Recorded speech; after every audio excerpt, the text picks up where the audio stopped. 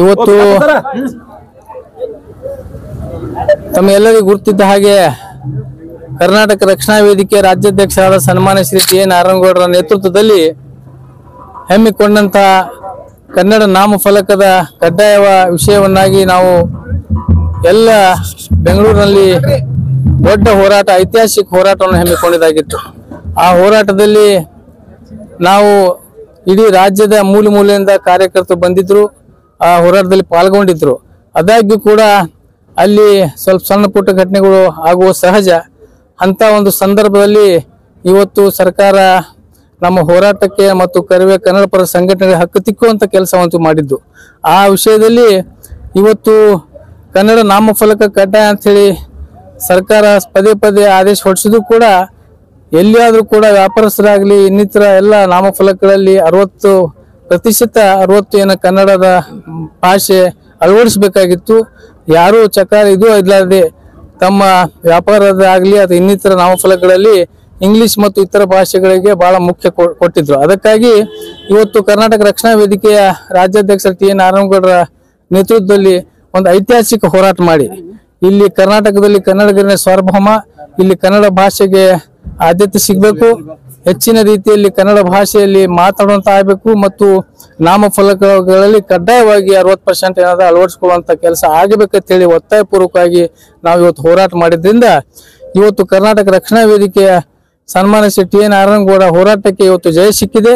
ಯಾಕೆಂದ್ರೆ ಸರ್ಕಾರ ಈ ಕರವೆಯ ಹೋರಾಟಕ್ಕೆ ಮಣಿದು ಮೊನ್ನೆ ಏನದ 60% ಏನದ ನಾಮಫಲಕಗಳಲ್ಲಿ ಕಡ್ಡಾಯವಾಗಿ ಅಳವಡಿಸಿಕೊಳ್ಬೇಕಂತ ಹೇಳಿ ಒಂದು ಸುಗ್ರೀವಾಜ್ಞೆಯನ್ನು ಮಾಡಿದ್ದೆ. ಅದಕ್ಕಾಗಿ ಸರ್ಕಾರಕ್ಕೆ ಕೂಡ ಕರವೆಯಿಂದ ಅಭಿನಂದನೆ ಸಲ್ಲಿಸ್ತೇವೆ.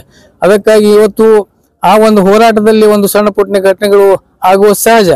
ಅಂತ ಒಂದು ಸಂದರ್ಭದ ಅವಕಾಶವನ್ನು ತಗೊಂಡು ಸರ್ಕಾರ ಮತ್ತು ಪೊಲೀಸ್ ಅಧಿಕಾರಿಗಳು ನಮ್ಮ ಕರವೇ ರಾಜ್ಯಾಧ್ಯಕ್ಷ ಟಿ ಎ ನಾರಾಯಣಗೌಡರಾಗಿ ಮತ್ತು ಪ್ರಮುಖ ಕಾರ್ಯಕರ್ತ 52 ಜನ ಕಾರ್ಯಕರ್ತರಿಗೆ ಇವತ್ತು ಪರಪ್ಪನಾಗ ಬೆಂಗಳೂರಿನಲ್ಲಿರುವಂತಹ ಪರಪ್ಪನ ಜೈಲಿನಲ್ಲಿ ನಮಗೆ ಇಟ್ಟಿದ್ರು.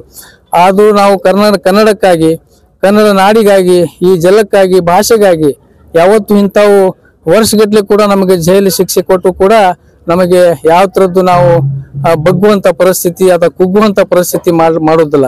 ಸರ್ಕಾರಗಳು ಯಾವುದೇ ಪಕ್ಷದ ಸರ್ಕಾರ ಬಂದ್ರು ಕೂಡ ಕನ್ನಡ ಪರ ಸಂಘಟನೆಗಳಿಗೆ ಒಂದು ಕುಗ್ಸುವಂತ ಕೆಲಸ ಮಾಡ್ತಾರೆ, ಬಗ್ಸುವಂತ ಕೆಲಸ ಮಾಡ್ತಾರೆ. ಆದ್ರೆ ನಮ್ಮ ಟಿ ಎ ನಾರಾಯಣಗೌಡರ ನೇತೃತ್ವದಲ್ಲಿ ಇವತ್ತು ಕನ್ನಡ ಪರ ವಿಶೇಷವಾಗಿ ಕರ್ನಾಟಕ ರಕ್ಷಣಾ ವೇದಿಕೆಯ ಸೇನಾನಿಗಳು ಇವತ್ತು ಯಾವುದೇ ಒಂದು ಬಗ್ಲಾರ್ದೆ, ಯಾವುದಕ್ಕೊಂದು ಭಯ ಪಡಲಾರ್ದೆ ಇವತ್ತು ನಾವು 14 ದಿವಸ ಪರಪ್ಪನಾಗರ ಜೈಲಿನಲ್ಲಿ ಇಟ್ಟು ನಮಗೆ ಏನದ ಮೊನ್ನೆ ಬೆಳಿಗ್ಗೆ ನಮಗೆ ಬಿಡುಗಡೆಗೊಳಿಸಿದ್ರು.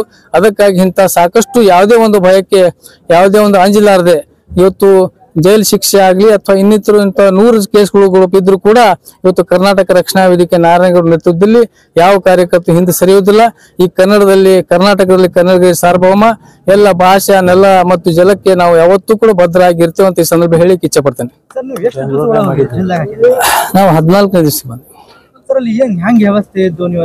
ವ್ಯವಸ್ಥೆ ಅಂದ್ರೆ ಏನಿಲ್ಲ, ಯಾರು ಅಲ್ಲಿ ಏನದ ಕೈದಿಗಳು ಯಾವ ರೀತಿ ಇರ್ತೋ ಅದ್ರ ಪ್ರಕಾರ ವ್ಯವಸ್ಥೆ. ಹೋರಾಟಗಾರ ಅಂದ್ರೆ ಇರ್ತ ಅಲ್ಲಿ ಒಂದು ಕ್ವಾರಂಟೈನ್ ಇತ್ತು, ಅಲ್ಲಿ ಇದು ಮಾಡಿದ್ರು. ಆದ್ರೂ ಕೂಡ ಯಾವುದೇ ಒಂದು ಅಲ್ಲಿ ವ್ಯತ್ಯಾಸ ಇರಲಿಲ್ಲ ಅಷ್ಟೇ. ಆದ್ರೆ ಈಗ ನೀವು ಬಿಜೆಪಿ ಸರ್ಕಾರ ಹಿಂದಿತ್ತು ಸರ್, ಅವಾಗ ಕನ್ನಡ ಬಗ್ಗೆ ಹೋರಾಟ ಆಗಿಲ್ಲ. ಈ ಕಾಂಗ್ರೆಸ್ ಸರ್ಕಾರದಲ್ಲಿ ನೀವು ಕನ್ನಡ ಇಲ್ಲ, ಬಿಜೆಪಿ ಸರ್ಕಾರದಲ್ಲಿ ಇದ್ದಾಗೂ ಕೂಡ ನಾವು ಸಾಕಷ್ಟು ಸಲ, ಯಾಕಂದ್ರೆ ಸರ್ಕಾರ ಅವಾಗೂ ಕೂಡ ಅದು ಕಾಯ್ದೆ ಮಾಡಿತ್ತು.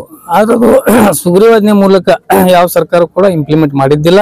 ಅದಕ್ಕಾಗಿ ಇದು ಎಲ್ಲ ಎಷ್ಟೇ ಹೋರಾಟ ಮಾಡಿದ್ರು ಕೂಡ ಸರ್ಕಾರ ಮತ್ತು ವ್ಯಾಪಾರಸ್ಥರಾಗ್ಲಿ ಇನ್ನಿತರ ನಾಮಫಲಕಗಳಲ್ಲಿ ಕನ್ನಡ ಕಡ್ಡಾಯ ಆಗಿದ್ದಿಲ್ಲ. ಈಗ ಮೊನ್ನೆ ನಮ್ಮ ಕರ್ನಾಟಕ ರಕ್ಷಣಾ ವೇದಿಕೆಯ ಎಲ್ಲ ನಮ್ಮ ರಾಜ್ಯಾಧ್ಯಕ್ಷ ಟಿ ಎ ನಾರಾಯಣಗೌಡ ನೇತೃತ್ವದಲ್ಲಿ ಒಂದು ಐತಿಹಾಸಿಕ ಹೋರಾಟ ಮಾಡಿ ಸಾವಿರಾರು ಕಾರ್ಯಕರ್ತರು ಬೆಂಗಳೂರು ನಗರದಲ್ಲಿ ಕೂಡಿ ಆ ಜಾಗೃತಿ ಒಂದು ಅಭಿಯಾನ ಮೂಡಿಸುವಂತ ಕಾರ್ಯ ಇವತ್ತು ಮಾಡಿದ್ದಾಗಿದೆ. ಅದಕ್ಕಾಗಿ ಇವತ್ತು ಸರ್ಕಾರ ಕೂಡ ನಮ್ಮ ಹೋರಾಟಕ್ಕೆ ಇವತ್ತು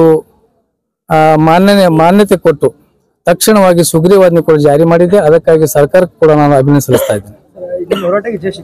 ನಮ್ಮ ಕರ್ನಾಟಕ ರಕ್ಷಣಾ ವೇದಿಕೆ ಹೋರಾಟಕ್ಕೆ ಜಯ ಸಿಕ್ಕಿದೆ. ಅದಕ್ಕಾಗಿ ನಾವು ಕೂಡ ಎಲ್ಲರೂ ಕೂಡ ಖುಷಿಯಾಗಿ ಇವತ್ತು ವಿಜಯೋತ್ಸವ ಆಚರಿಸ್ತಾ ಇದ್ದೇವೆ.